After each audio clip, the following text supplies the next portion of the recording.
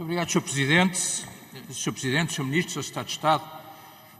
Em primeiro lugar, Sr. Ministro, obviamente, não ignorar a tripla excepcionalidade em que este debate ocorre. A excepcionalidade do Parlamento, já após eleições, dentro dela a excepcionalidade do meu próprio grupo parlamentar, assumimos as nossas responsabilidades, e a excepcionalidade por estarmos perante uma situação de guerra e uma situação como não conhecíamos na Europa há muitos anos atrás. Dito isto, começar por sublinhar, Sr. Ministro, aquelas que são, na minha opinião, as duas convergências fundamentais. A primeira convergência é a convergência de quem considera que um país amigo, um país soberano e um país livre foi atacado e foi vítima de uma agressão. E isso tem toda a relevância, tem toda a importância e obriga-nos a todos, em nossa opinião, a ser solidários com a Ucrânia e com o seu povo. Só não vê isto quem achar que a União Soviética não acabou, ou quem achar que a Rússia ainda é soviética, e quem achava ainda nesse contexto, há poucas horas, que a invasão era uma ficção. Portanto, quem sair desse pensamento alternativo percebe que a nossa obrigação é de ser solidários com a Ucrânia. Em segundo lugar, Sr. Ministro, dizer-lhe, em nome do CDS e nestas circunstâncias, que nós achamos que esta matéria não é também uma matéria para debate partidário ou para algum tipo de partidarito no país. Perante uma situação de guerra, perante uma situação de confronto, nós devemos estar juntos e devemos estar próximos uns dos outros e próximos de quem assume as responsabilidades em nome de Portugal. Esse é o nosso entendimento.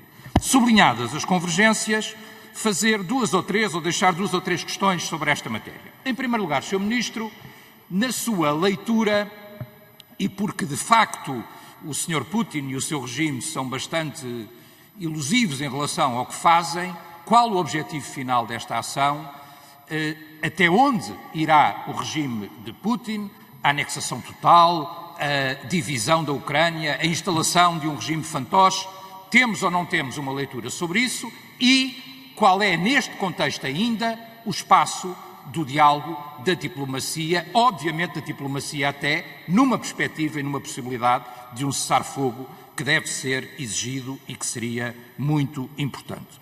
Por outro lado, Sr. Ministro, apoiando aquilo que disse, apoiando o endurecimento de sanções económicas que designadamente a União Europeia venha a determinar, perguntar-lhe se de alguma forma não subestimamos um bocadinho ou não exageramos, ao contrário, não exageramos na sua possível eficácia, porque muitos responsáveis europeus ainda há pouco tempo atrás diziam que com estas sanções talvez o Sr. Putin recue, talvez não faça a guerra.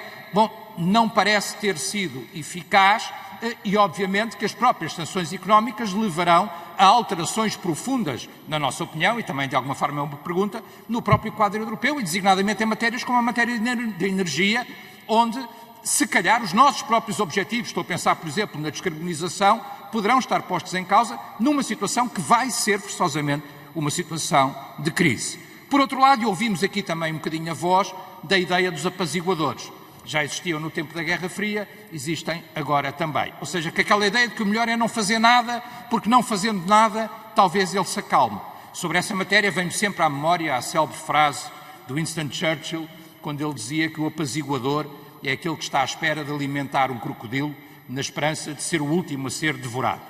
É evidente que o apaziguamento por si só não resolverá o problema, é evidente, o Sr. Ministro falava até em revisão da arquitetura de segurança, que essa revisão terá que ser feita. Mas também me preocupa aí, Sr. Ministro, que, por exemplo, em todo o processo que aqui chegou, a Europa não tenha falado sempre a uma só voz.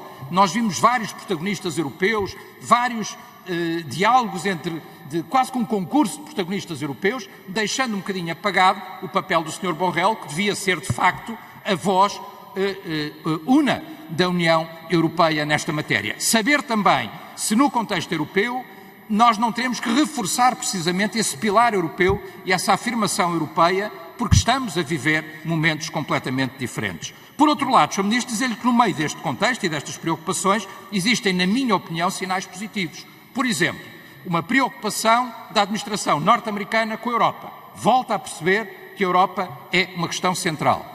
O Reino Unido mais próximo da União Europeia do que víamos seguramente desde o Brexit. Peço para concluir, e estou mesmo a terminar, Sr. Sr. Presidente, e a centralidade da NATO. Existem, ou a posição da Turquia, por exemplo, existem sinais positivos. Termino mesmo, Sr. Presidente, com uma última palavra para dizer, Sr. Ministro, que acho da maior importância aquilo que disse em relação aos refugiados.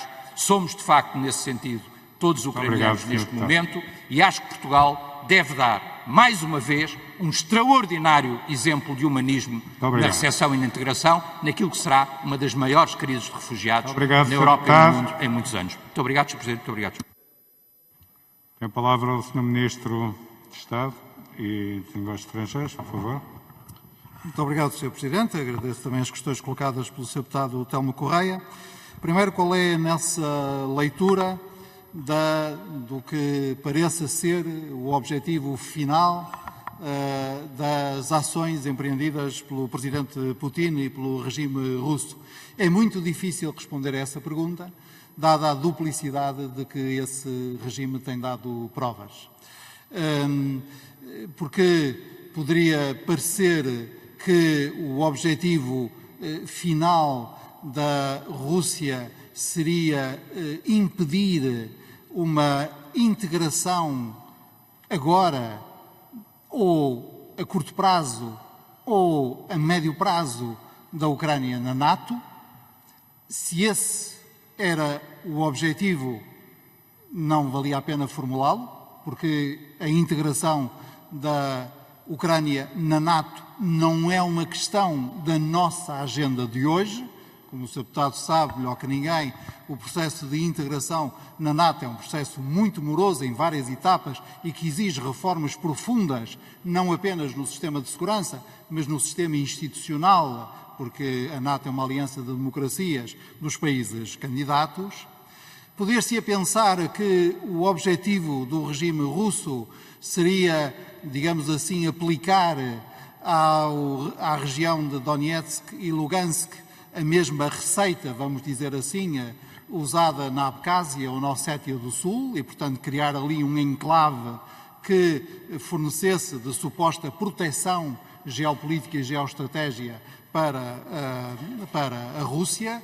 Ora, se isso fosse, não se compreenderia que a declaração de reconhecimento fosse feita em relação à integralidade do Donbass e não aos 30% de território ocupado pelos separatistas, e mesmo que o objetivo se quedasse na, digamos assim, influência no controlo de uma espécie de protetorado sobre essa região do Donbass, isso não explicaria os termos absolutamente inacreditáveis em que é feita a declaração de guerra da parte da Rússia, e que verdadeiramente o que faz é, negar o direito da Ucrânia à existência, e dois, ameaçar todo o mundo de medidas, cito, que nunca antes foram conhecidas na história.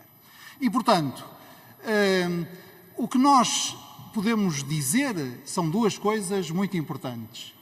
Em primeiro lugar, qualquer que seja o objetivo, seja qual for dos objetivos que eu elenquei, o objetivo prosseguido pelas autoridades russas, ele é ilegítimo, ele é ilegal e ele é condenável. Segundo, temos que estar preparados para todos os cenários. Lamento dizê-lo, mas não posso dizer outra coisa. Hoje temos que trabalhar com todos os cenários em cima da mesa. Porque o que acontece é que a ação de Putin não apenas cede as suas palavras.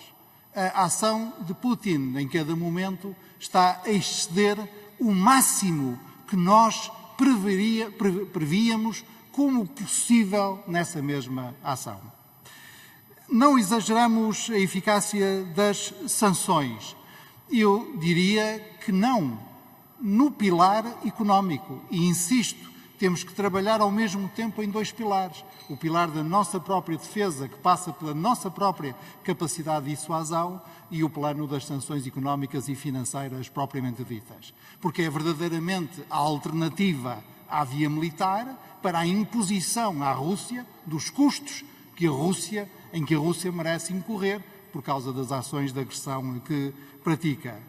E, portanto, eu, se o Sr. Deputado Rui Rio me permite, citá-lo-ia nesta ocasião, porque ouviu aqui dizer, e bem, que as sanções podem produzir a nós próprios dificuldades adicionais, mas vale a pena passar circunstancialmente por essas dificuldades para nós garantirmos o nosso objetivo essencial, que é a nossa própria paz e a nossa própria segurança. Obrigado.